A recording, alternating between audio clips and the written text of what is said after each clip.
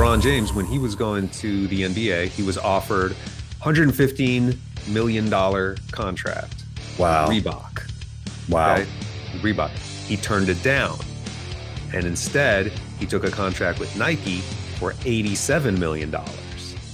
Okay. Now look, either way, he's filthy rich, but he did take a big drop in the dollars to go with Nike. Why? Because he said he felt that Nike was more in line with his vision. Like at his young age, he had a great sense of brand alignment.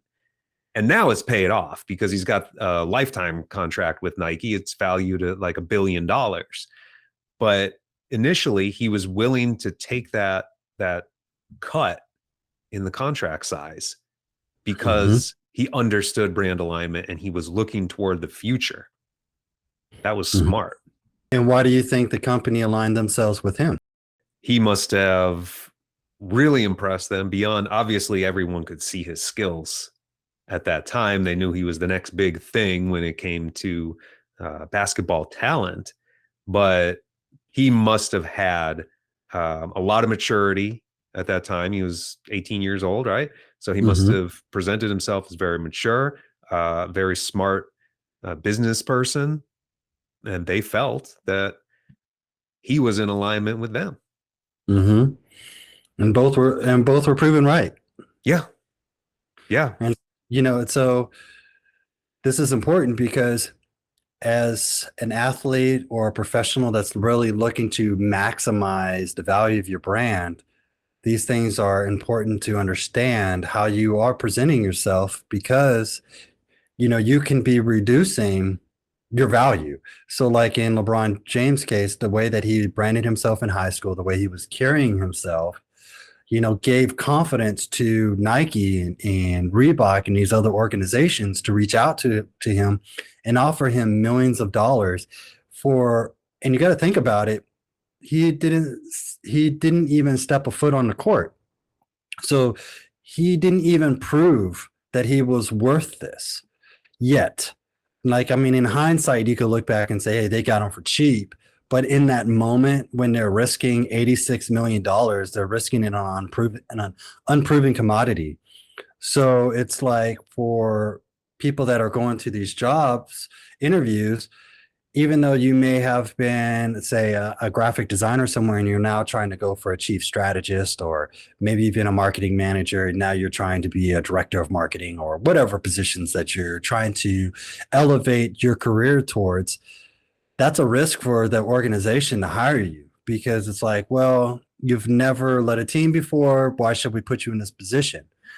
Well, that's where your brand and everything you're talking about with alignment comes into play, because they're going to look and go, wow, that content that you've been producing with your channel, like, I love it. You really speak with authority. You know what you're talking about. You're giving some really great ideas, and I see the value that you're going to bring to our organization. And we're also looking for somebody who's going to be able to represent us for conferences. So it's like, okay, I see that you're not afraid to talk to people. I see that you're not afraid to get in front of a crowd.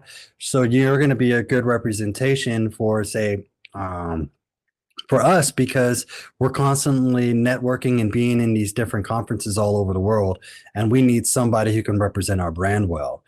So it's like all of this goes into what we're talking about. It's like you have to be mindful of your brand, and you do have to be strategic on how you're presenting yourself.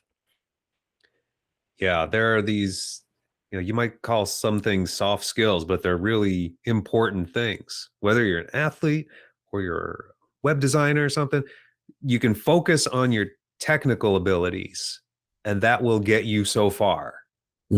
But there are other skills that you really need to have, just all wrapped up in professionalism, that those things will get you even further. Yeah. We talk about LeBron looking forward, being willing to take less money because he was looking long term. That's another reason that athletes really should be focusing on a personal brand. You build that while you're an athlete, but you've got to realize that sports has shorter shelf life. I mean, if Mhm. you're still playing while you're 40, you're one of the older people in your league. So they retire early. They've got to find something else to do. I think Serena Williams is a great example. She's spent, a couple decades um, building her brand, not only as a great tennis player, but as a great business person too. She's got Serena Ventures. She's into venture capitalism and investing. I think she's got a really strong brand going for her. And so when she decides to stop playing tennis professionally, then she's set for life. She's got a great career ahead of her as the owner of this company. Mhm. And her commercials are outstanding. I mean, can't remember the name of the company at the moment, but she has like this commercial where she turns into Wonder Woman. She has like Mhm. another commercial where she does a play off of Matrix. Yeah. And it's like every time I see it, I'm just like, wow, her branding is so good because just from a visual standpoint, like she's aligning her brand with this idea of like you could be powerful, you could be empowered, you can make great decisions, you can, be seen as a superhero in your life and around and the people around you. And it just puts her on another level from other athletes, in my opinion, just because she's so like smart about how she's branding and presenting herself to the public. And you see that all the different types of brands that she's associated with. So, I mean, she could have just easily just had like the Nike shoes and just been done with it. But the fact that she's been able to be around for so long and have such an impact on the culture really speaks to her savviness.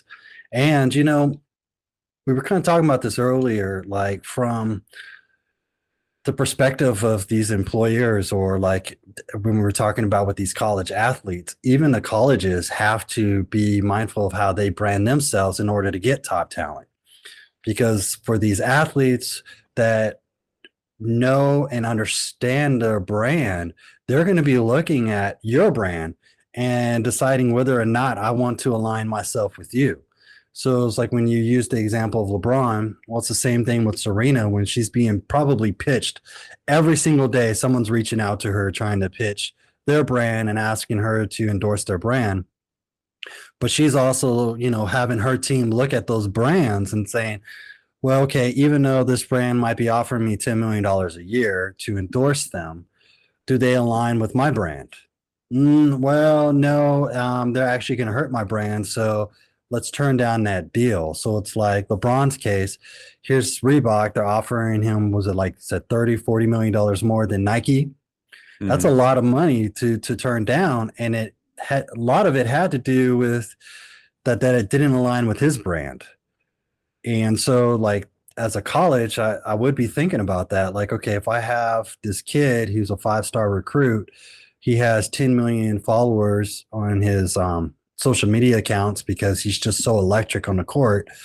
Well, if he looks at my brand and we're not promoting our kids, we're not like showing how our university is actually going to elevate your brand, that kid's just going to look at you and go, well, yeah, even though you're University of Kentucky, you're not going to enhance my brand.